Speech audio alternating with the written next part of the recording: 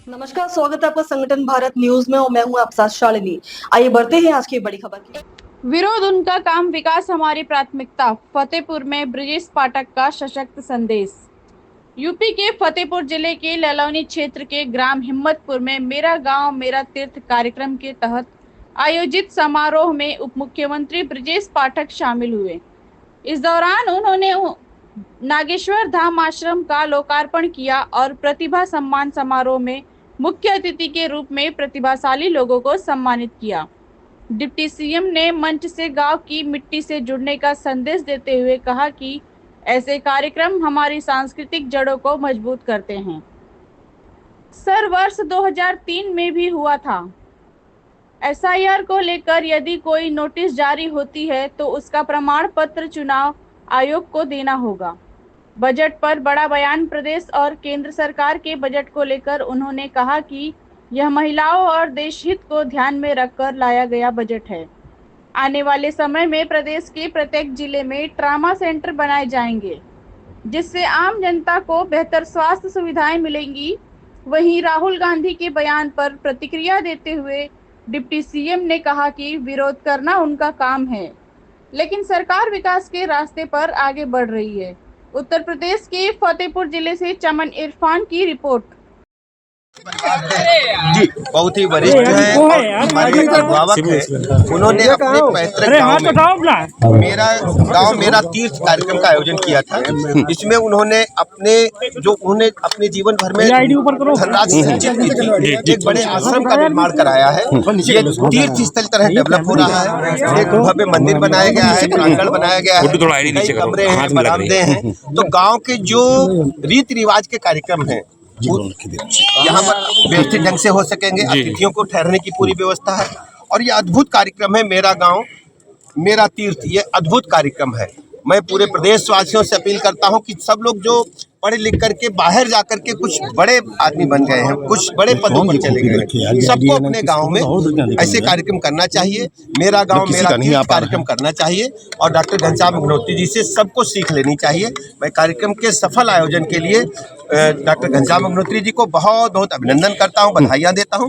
वास्तव में अद्भुत कार्यक्रम है। अपनी जमीन से जुड़ करके, अपनी माँ भारती से जुड़ करके इस प्रकार के कार्यक्रम के आने का मुझे सुअवसर मिला। इसके लिए मैं आभार प्रकट करता हूं। आप जानते हैं कि पाकिस्तान अपनी हार सुनिश्चित जानता है और पाकिस्तान को खेल से कोई मतलब नहीं, पूरी तरह से आतंकवाद में जूझ रहा है। सर, बजट आया है कल, संसद में उभरा है आज बजट आया है। अखिलेश ने कहा ये आम आदमी का बजट नहीं है, कांग्रेस कह रही है झुंझुना है। ये कांग्रेस और समाजवादी पार्टी इन लोगों को अर्थशास्त्र को लेना देना नहीं।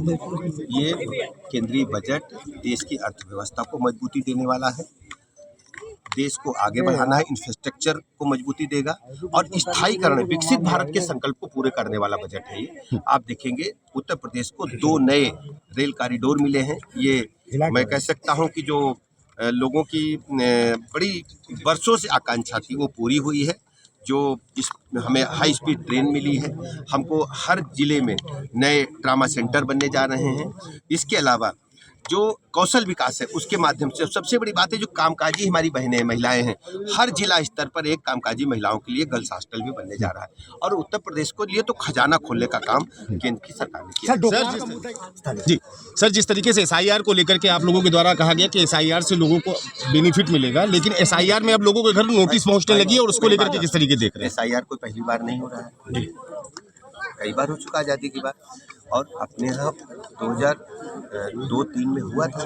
अब यह है कि आपको सारे जो मतदाता हैं शुचितापूर्ण, पारदर्शितापूर्ण मतदाता सूची बने, ये हम सबका दायित्व है और उसमें अपने डॉक्यूमेंट्स को लगा के दें हम, और कहीं कोई दिक्कत नहीं, ये लगातार प्रक्रिया चलती रहेगी। सर, पहले तो ये फॉर्म भरने चाहिए थे, लेकिन अब ये फॉर्म क्यों नहीं भरे गए? अब ये 5 तारीख तक समय दिया गया है। सब भारत निर्वाचन आयोग के निर्देशों के तहत काम कर रहे हैं और शुचिता पारदर्शितापूर्ण सूची बने, इसमें उनकी सहयोग। सर, यूजीसी को लेकर क्या करेंगे? यूजीसी पे सरकार का जो स्टैंड है, सुप्रीम कोर्ट को इंटरफेयर करना पड़ा।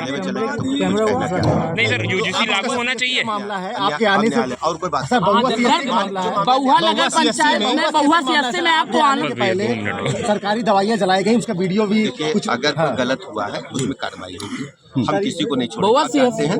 हम लगातार भ्रमण पर रहते हैं और ऐसे सभी अधिकारियों के खिलाफ जो अनुशासनहीन है या ऐसा काम कर रहे हैं जो विधि विरुद्ध है, उनके खिलाफ करेंगे। सर, आपने निरीक्षण किया बिंद की सीएससी का, क्या मिला वहाँ पर? बिल्की सीएससी में बड़ी संख्या में ओपीडी है, मरीज बहुत आ रहे हैं, तो हमने लाइन जो लगी हुई थी आधा घंटा लग रहा है, हमने काउंटर बढ़ाने के लिए कहा है और दवाइयों के भी काउंटर बढ़ाए जाए और जो पर्चा बनता वहाँ भी काउंटर बढ़ाए। सर, पर जैसे आप ये बता रहे हैं कि वहाँ पे डॉक्टर को आपने निरीक्षण किया, पर सरकारी डॉक्टर यहाँ पे स्वयं के अस्पताल खोल करके वहाँ पे मरीजों को लूट रहे हैं। आपके पास अगर कोई कई ऐसे रिकॉर्ड आपके पहले इसी पूर्व में भी दिया गया तो अब मैंने छोड़ा नहीं, किसी पर कार्रवाई हुई है, आपको पता है। अभी बिल्की में ही आपके यहाँ कई ऐसे डॉक्टर के लिए बस इतना ही, फिर होगी आपसे मुलाकात। तब तक के लिए नमस्कार और देखते रहिए संगठन भारत न्यूज। ऐसे ही लेटेस्ट अपडेट पाने के लिए हमारे चैनल को सब्सक्राइब करें और तुरंत नोटिफिकेशन पाने के लिए बेल आइकन दबाना न भूलें। यदि आप हमें फेसबुक या इंस्टा के माध्यम से देख रहे हैं तो हमारे पेज को फॉलो जरूर करें। धन्यवाद।